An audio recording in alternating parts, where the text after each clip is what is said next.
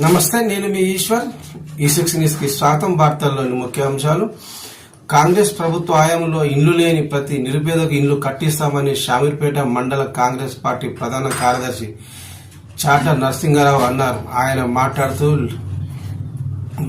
మాట్లాడుతూ గత బీఆర్ఎస్ ప్రభుత్వ హయాంలో ఒక్క నిరుపేదకు ఇల్లు కట్టించిన పాపాన పోలేదని ఎద్దేవా చేశారు.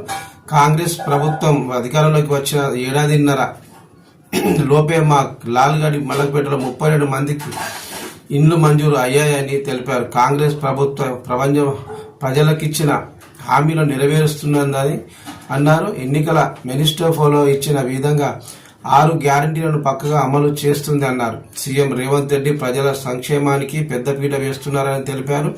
లాల్గడి మల్లకపేటకు మంజూరైన లబ్ధిదారులకు ప్రొసీడింగ్ పత్రాలను అందజేసి త్వరలోనే ఇళ్లకు భూమి పూజ చేస్తామని తెలిపారు. ఇందిరమ్మ ఇండ్లు మంజూరు కావడానికి కృషి చేసిన మేడ్చల్ నియోజకవర్గ ఇన్ఛార్జి తోటకూర వజ్రేష్ యాదవ్ కు ధన్యవాదాలు తెలిపిన నరసింహరావు.